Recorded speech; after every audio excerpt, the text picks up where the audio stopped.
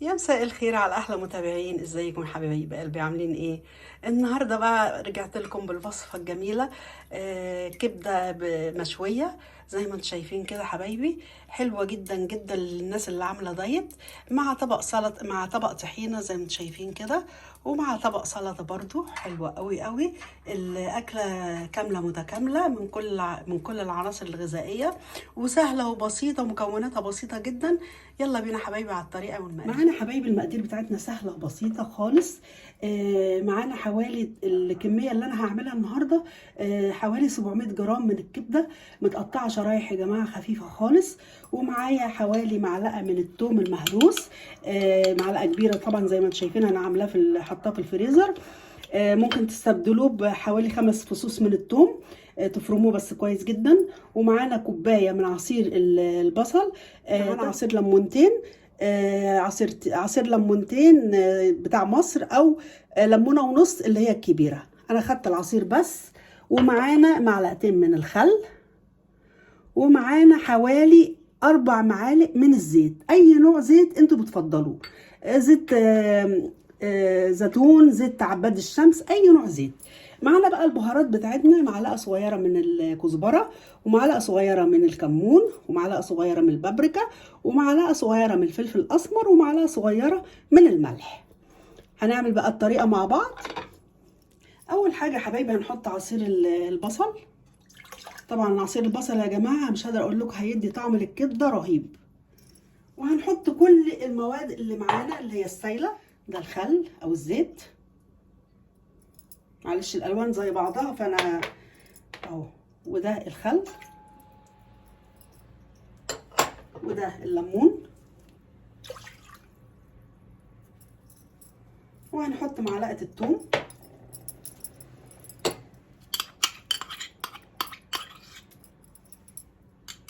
طبعا في معلومه عايزه اقول لكم عليها يا حبايبي، ان الكبده ما بتتغسلش نهائي، اهم حاجه بس يكون نوعيه الكبده حلوه، ان كانت بلدي او مستورده. بعضها نحط دلوقتي البهارات من كل حاجه، نحط لكم طبعا المقادير دي كلها في صندوق الوصف. هنقلب كده كله مع بعض اهو. هنسيبها في الحياء ده نص ساعه يا جماعه، ونبتدي في تسويتها اهو. كده قلبناها بس ضمننا ان الملح ده وكل المكونات امتزجت مع بعضها. الكبده بتاعتنا انا حابه اوريكم طبعا منظر الكبده. الشرايح يا جماعه تبقى كده خفيفه وحلوه. بصوا الكبده بتاعتنا جميله جدا وطازه وحلوه جدا، اهم حاجه الكبده تكون جايه طازه وتستعملوها على طول. هحط كل المقدار في الخليط اللي احنا عملناه، وهنقلب كده بايدينا.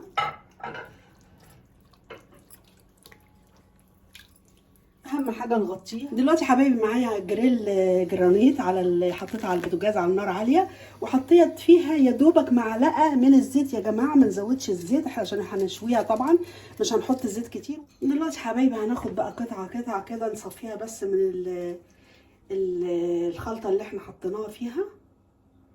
طبعا النار عاليه زي ما قلت لكم اهي، والطاسه بتاعتنا سخنه. لازم تعمل كش كده يكون الطاسه سخنه زي ما قلت لكم.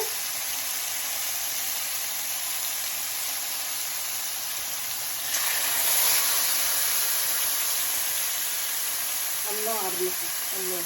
لو ما عندناش اللي هي الجرانيت دي يا جماعه، ممكن في اي صينيه عاديه تكون تيفال، بس تكون ايه نوعيه مش اللي هي بتلزق، اي نوع ما يكونش بيلزق. هنعرف ازاي الكبده استوت لما نلقى فيه زي ماده طلعت على الكبده من فوق، لونها بامبي كده. وادي حبايبي زي ما قلت لكم، بس طلعت اللون البامبي ده لون لما هنقلب الكبده على الناحيه الثانيه. بصوا خدت لون جميل جدا واستوت طبعا في نفس الوقت. بصوا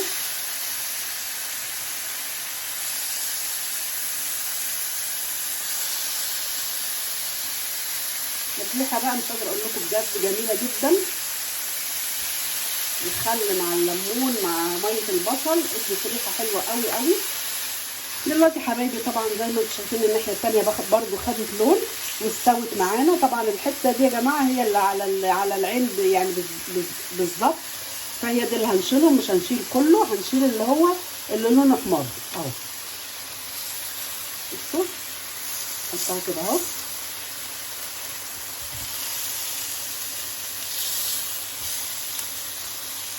نقلبها على الناحيه الثانيه عشان لسه ما استوتش الناحيه دي كده خلاص نشيلها اهو.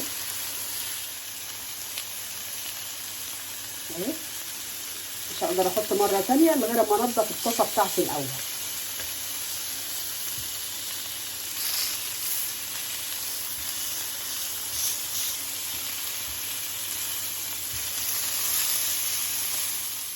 دلوقتي حبايبي هنطلع الباقي اهو.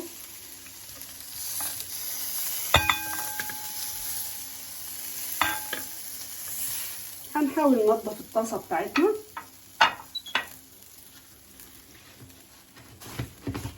بصوا تنضف بكل سهوله ازاي، عشان طبعا زي ما قلت لكم هي جرانيت يا جماعه.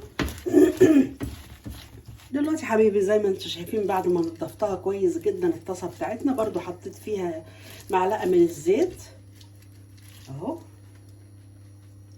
هنحط بقيه المقدار برضو، بس اهم حاجه طبعا الطاسه بتاعتنا تكون سخنه. خلص الطاسه بتاعتنا سخنت اهي، بس اهم حاجه نصفيها خالص يا جماعه من الصوص اللي هي معموله فيه اهو كده اهو.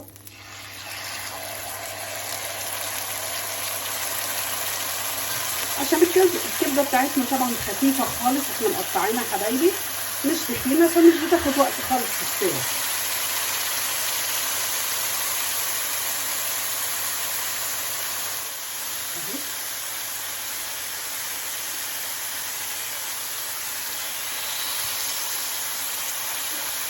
هي الكمية على مرتين طبعا، مش هتاخد اكتر من كده اهو. دلوقتي حبايبي عشان الجريل بتاعنا ملهوش غطا، فاحنا هنحط الكبده بتاعتنا في حله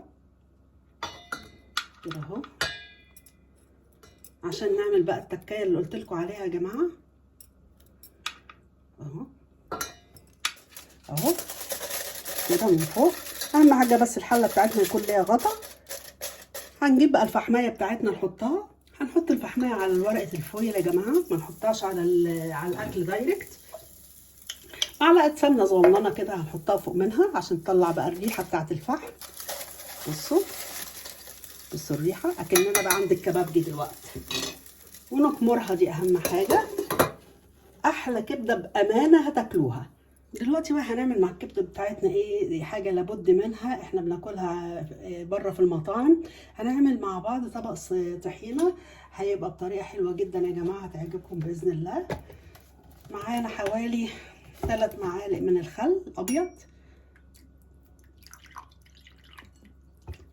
هنقلبهم كده مع الطحينه.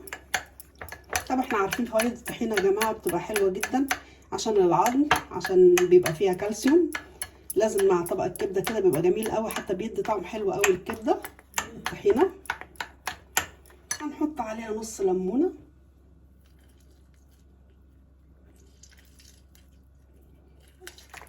لحد ما اللون بتاعهم يبيض كده. بصوا اهو، الليمون والخل طبعا بيبيض لون الطحينه اهو. نقلبهم كده كويس مع بعض. دلوقتي طبعا احنا عارفين ان احنا هنخففها بالميه حسب السمك اللي انتوا حابينه. هنحط الميه كده بالتدريج حبه بحبه. بصوا هتخف طبعا معانا.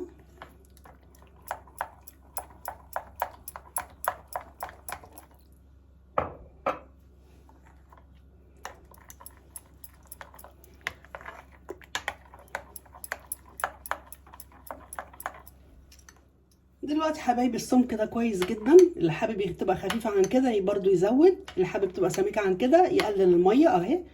دلوقتي هنحيقها بالملح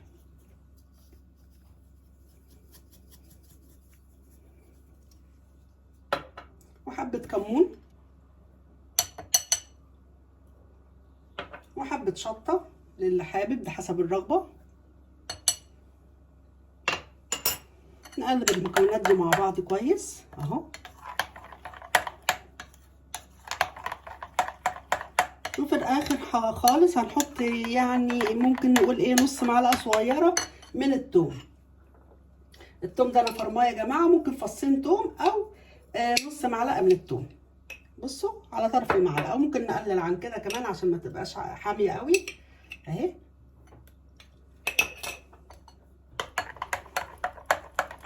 وكده حبايب قلبي الكبده بتاعتنا زي ما انتم شايفين شكلها جميل جدا وريحتها مش قادره اقول لكم روعه. والتسويه بتاعتها ما خدتش مننا يا جماعه. عملنا جنب منها طبق السلطه الجميل ده، وعملنا معاها سلطه الطحينه حبايب قلبي. والوجبه بتاعتنا كامله متكامله كده وجميله وطعمها حلو قوي وريحتها روعه. اتمنى حبايب الوصفه تكون عجبتكم، ولو عجبتكم ما تنسونيش في اللايك والشير والسبسكرايب، واقول لكم سلام باي باي.